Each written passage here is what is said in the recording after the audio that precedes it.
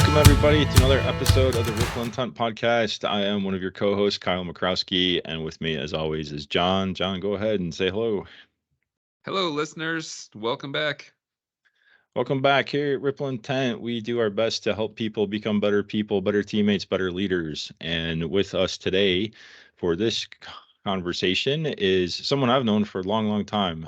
He's roped me into many volunteer activities. I sat on committees with him. I sat on a board with them, and just a pleasure to work with them. And I've been able to learn so much from this guy, and he's become a great friend over the years. Howie Ferguson from COAA has joined us today. Howie, why don't you go and say hello?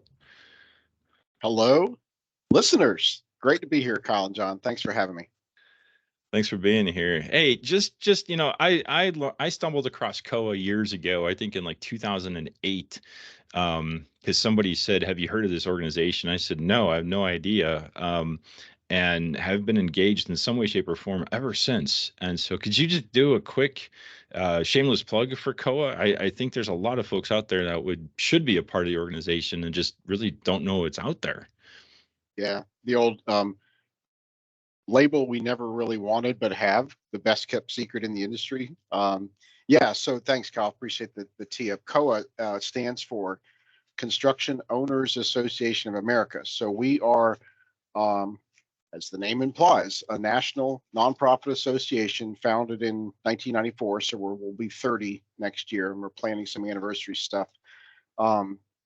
Based in a suburb of Atlanta, which traces to our history. We're founded by a construction law attorney, actually, a fellow named Al Phillips, who was the rarest of all birds, an Atlanta native. You don't find too many Atlanta natives. So from there, practiced law there, had a notion back in the late 80s, working all over the country for owners, boy, owners could sure use a community, a place to share best practices, like architects do with AIA and engineers do with all their associations and builders do with AGC, ABC.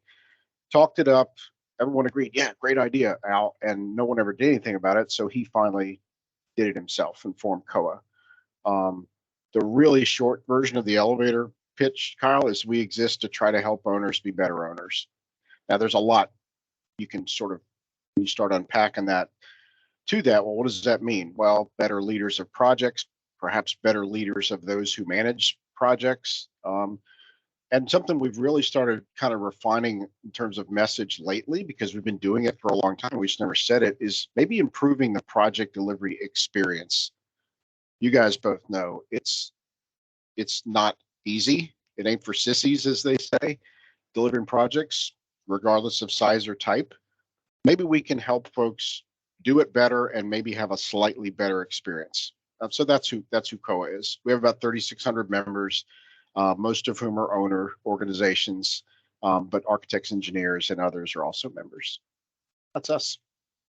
That's fantastic. And for those of you listening who aren't in the construction space, when we use the term owners, what we're talking about, there's a bunch of entities out there. If you think of colleges and municipalities and you think of hospitals and such, they're always building something, either renovating or replacing or adding on or building brand new. And so these folks, they spend millions of dollars of money, millions of dollars every single year to continue to do those things. And so that's what we consider an owner.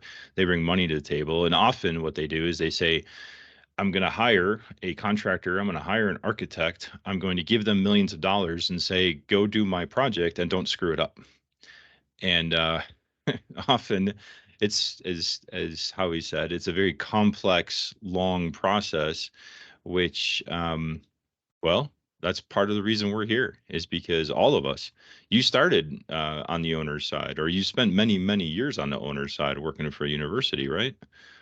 Yeah, actually, first working for the U.S. Navy. I was a commissioned officer in what the Navy calls the Civil Engineer Corps, which isn't just comprised of civil engineers. I happen to be one, but it's essentially the commissioned officers who concern themselves with building, operating, maintaining facilities, both for the Navy and Marine Corps all over the world. So I did construction related stuff. I did public works kind of, or physical plant kind of, O&M stuff, and also deployed with the Navy Seabees, which are their deployable construction units. So did that for about 10 years. So essentially I was an owner in that role. And then, went to go work for my alma mater, University of Florida, down in Gainesville, and ended up being there for about 19 years, which is where a few years before you, Kyle, but not that many, where I kind of fell into and discovered COAA, because we have a chapter down there in Florida.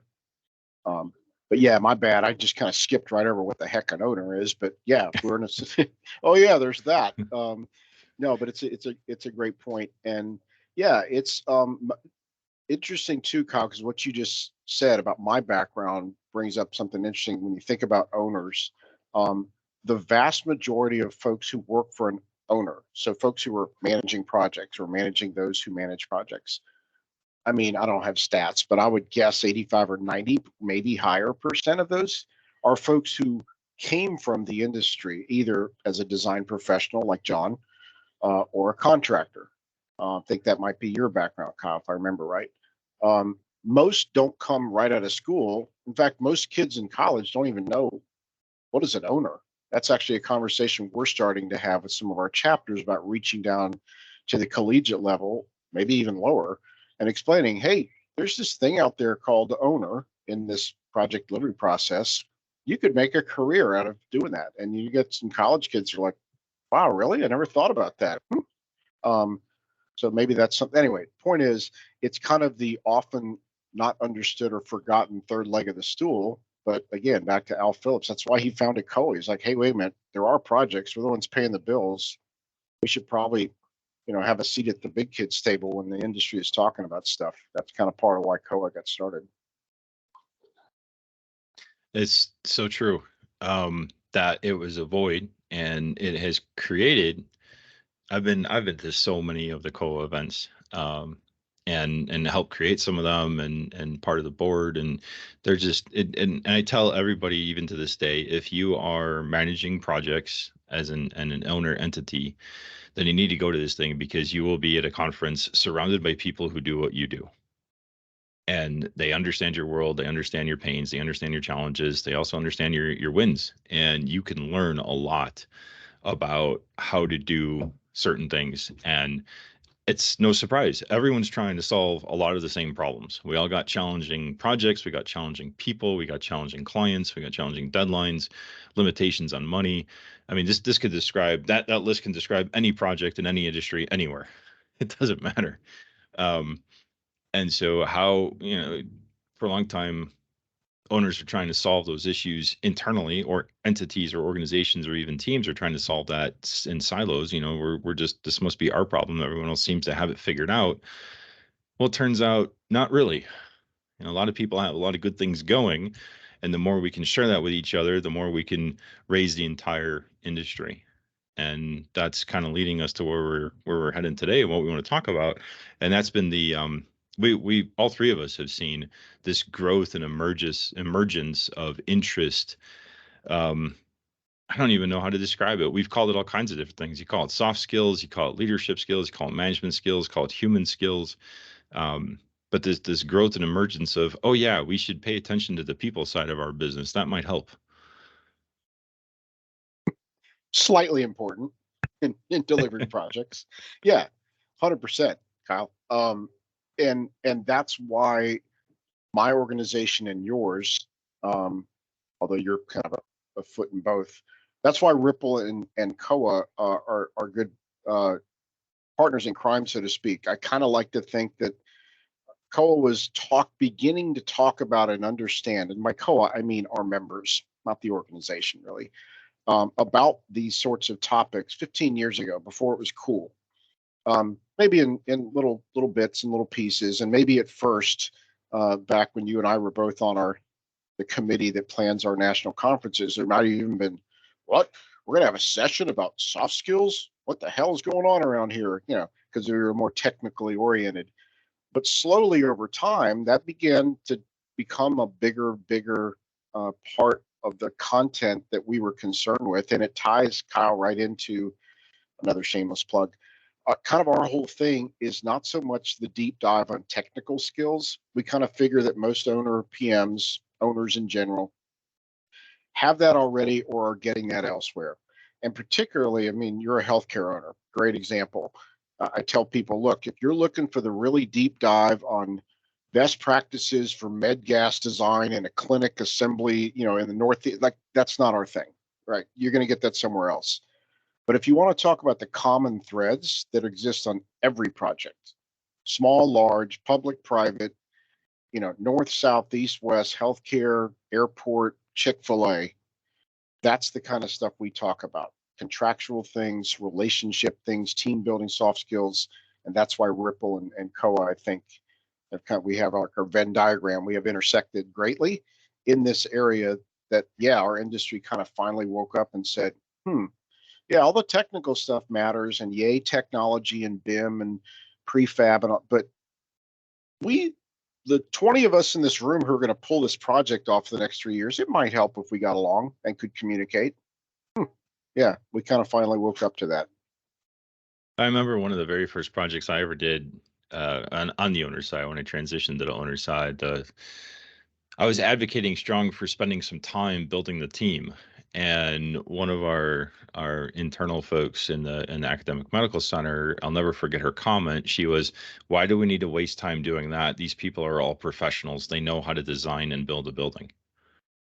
And it was very matter of fact. It wasn't even cynical. It was more of, this makes no sense to me. I don't understand why you would have to do this. And I know you guys both have run across people just like that along the way. That's not a unique person. That's a pretty, I say common. I think for a long time in our worlds, that was a very consistent viewpoint.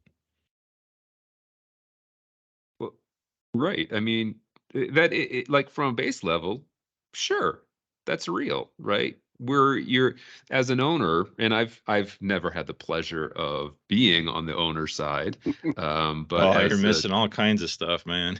well, you know what? You often think, right, as a design professional, I'm like, man, you guys have it pretty good, right? We're out here slaving away, battling with the contractors all the time, Yeah. right? And it's like, oh, it's such a brutal pressure cooker, and you're just sitting up there on top of the heat, like, just saying, gosh, would you guys just get along? We hired you all as professionals, just do the work, right? And then, of course, I will say, right, the more I'm kind of thoughtful about the humans that show up at to get all the work done.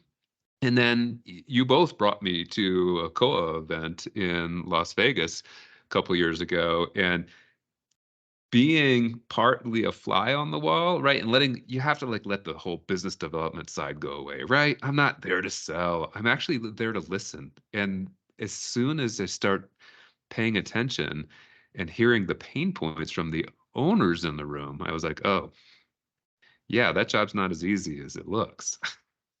You Jon, guys actually aren't on the top of the pile. It's just from my view, I'm farther downstream. right. We're often in the middle of the pile, wouldn't you say? Yeah. Jon, I was laughing out loud, and you could see me visually, in part because, of course, what you're saying is true. Like Kyle said, a lot of the good, funny stuff is because it's true. But I was also thinking about my very smart alecky late 20s nephew, who, once he understood, this is back when I still worked at the University of Florida, he's like, okay, now I understand okay, how hard of a job is that? Well, you just say, put the building there and you're done. That's your job.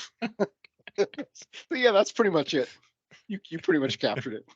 Yeah, right. You just make sure that the finance people sign the checks, right? After we submit our invoices. I'm pretty sure that's what the job is for you guys, right? Well, and Jon, just to take what your eye-opening, your awakening, if you will, not just because of the co-event, but just to go, wow, there's more to that, and tying it back to the whole soft skills, human skill. Here's a great example of what folks in your role or contractor may not know that Kyle and I know, because we've been there and Kyle's still living it today, is that we represent the entity we work for. We aren't actually the owner. It's not really our money. We're just representing. And typically, it would be beautiful if I could just make all the decisions. We would have no delays. I would make every decision. Everything would be great. I'm, even for an engineer, not bad when it comes to colors and that kind of stuff. But no, it doesn't really work that way. It turns out that there's a whole cadre of people that I'm representing whose input and opinions, like it or not, have to be factored in. That's where the human skills really starts coming in. If you're the owner rep, you better understand, especially in a healthcare, higher ed, and there's other, but like where everybody else who you're probably actually working for, the internal client that you're doing this project for, some of whom may think that they know more than you about the industry, even though they don't. They don't have a clue what an RFI is or how. But you better learn how to keep them in the room, and yes, your opinion matters. Maybe even convince them that this idea that's yours was really theirs. Now you're getting to the why soft skills matter and why it's different on the owner side, because you're cat herding. You're trying to bring people together, reach consensus, and maybe even have people smile and be proud. Yeah, if I were to visualize it, I've learned that the owner's rep is kind of like the pinch point in an hourglass, right? And so you've got, it's not just sand flowing one way, it's actually flowing both ways, and you're trying to navigate all that at the same time with lots of pressures all the way around. So again, like with the fact that working in construction and project delivery is a pressure cooker, um, there's so much cat herding that's happening. There is the pressure of dollars and schedule, time, all these things come into play. And, most of us as professionals understand conceptually how to get things done.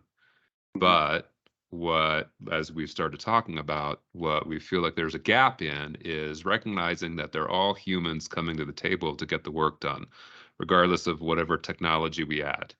And so here we are. Hello, human skills, right? How do we bring in the fact we recognize that they're humans who are all getting this done? We all have, if we can learn how to modulate how we communicate best for the people around us and allow the human side of those around us to show up, then we can actually get through these challenging efforts in a way where we all, it's not just about survival, right? It's not our personal survival, but we can actually take care of each other, um, make sure we're all in a better place at the end of the project, and we're, actually learn how to care for each other along the way. And so it can become a much more positive experience for everyone. You think that there was something that triggered an interest in this, or has it just been a slow build as it's grown? Um, I don't know, over the last 15 years or so. I would say that 15 years ago there probably was. We could all safely say it was pretty much no interest in anything like this. Let's just get it done.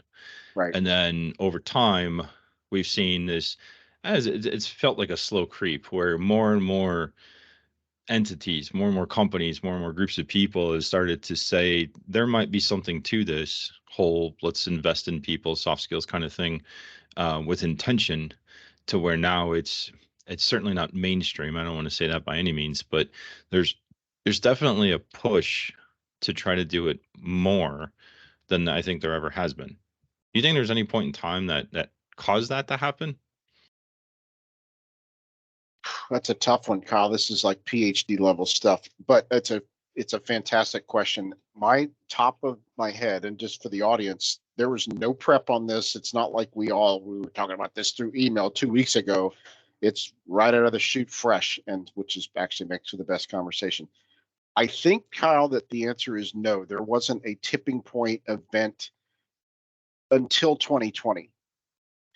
So pre-COVID, I think it was just a slow build and maybe a little bit, no offense to the boomers and folks I learned under, but as more of those folks started retiring, again, this is being a little overly generalizing, but you probably had a lot more folks of that era who would be like, whatever, man, rub some dirt on it.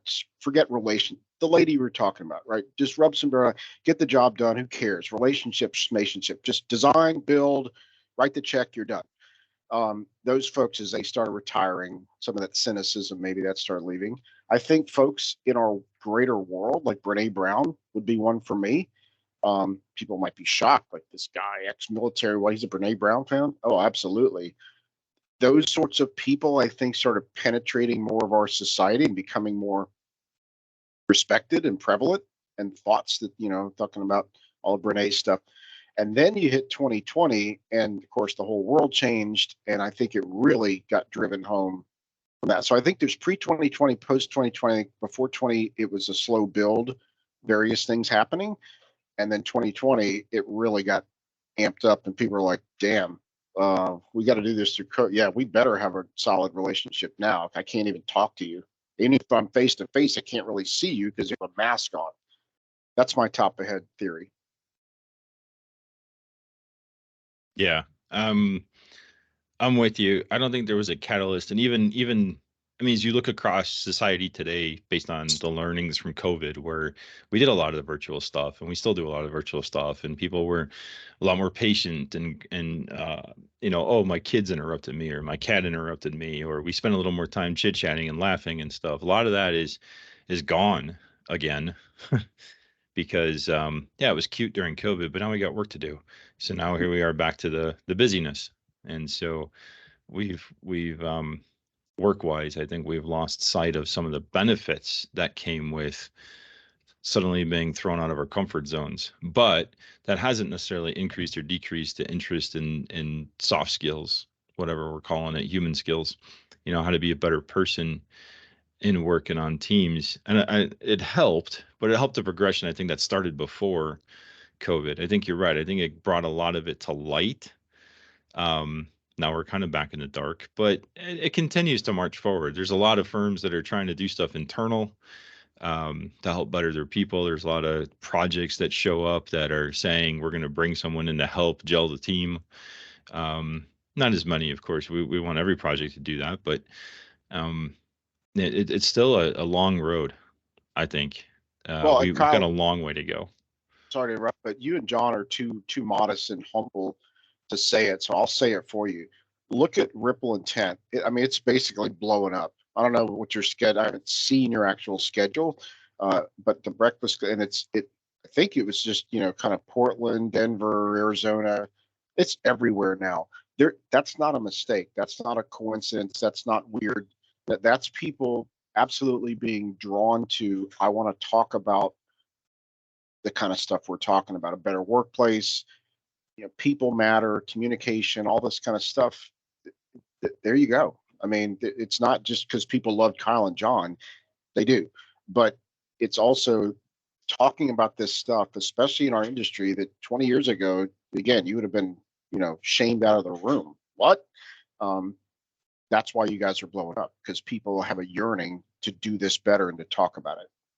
Well, I appreciate that. There were a couple pioneers that I remember early on in my career that I stumbled across. Brene, of course, was one. I remember Brent Darnell coming to a couple of COAA events, and he talked about early on how if you focus on taking care of the subcontractors, that surprisingly you're going to be more profitable overall.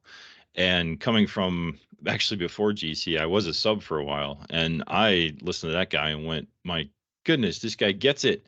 And he was early and he's still out there, which is fantastic. And there were a few others like that came along that said, if you put time and effort into developing yourself and your team, the payoff is huge. But you're absolutely right. The pressure to skip that still exists today.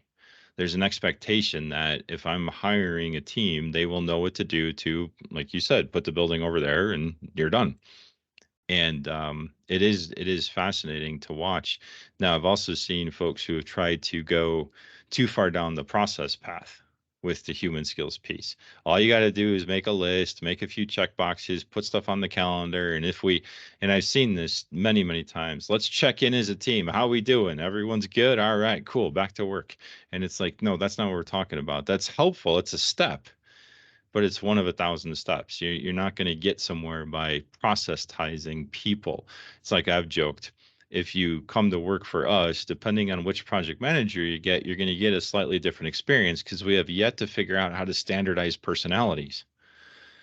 Now, we don't try, but point being is they're people and they're individual people, and they approach the same processes through their own personal lens. And they should be allowed to do that as long as they acknowledge that they do that. And they're not, of course, accosted or threatened or challenged because, hey, you're not following the process. You are, but you're still a human being. So there's a blend, and it takes a certain amount of effort and skill and finesse to make that work and work well. Yeah. Kyle, I had another thought too. I don't know if this is going off the rail. I don't think so. But thinking about our membership, which for the listeners' info, you guys I think know this, but we welcome all owners. We aren't just healthcare. We aren't just higher ed. We have a lot of higher ed, a lot of healthcare, a lot of government, but all kinds of others. But we are predominantly, not by design, public owners, and many of those public versus corporate. So governmental kind of entities or pseudo governmental entities. And a lot of the folks, again, this is a little bit generalizing, but I'm in the ballpark of right because I came from this world, came from the federal and then the state government, university, higher ed. A lot of public owners have this phobia because they took some classes internally or they read the manual and it says, you can't accept gifts from contractors. You can't do this. You can't do that. Of course you can't. That's bad. That's bad. It's bad. But they take it too far and think that that means you can't have a relationship with your contractor or designer. This is in the realm of what we're talking about here, team building and soft skills. And yes, of course you have to have a relationship. For having if John is an engineer on one of my projects, we better have a good relationship. We better get along. He better know he can trust me. And likewise, that doesn't mean he's going to take me on a junket or buy me lavish gifts. But again, the public owner, sometimes there's this, I can't relationship. What are you talking about? No, man, that doesn't equate to breaking the law. It means, can you trust this person? Can they believe you when you tell them, we'll cut you a no cost change order, just get whatever. That's the kind of relationship we're talking about. I think some public owners misinterpret that then think, oh God, I can't do that.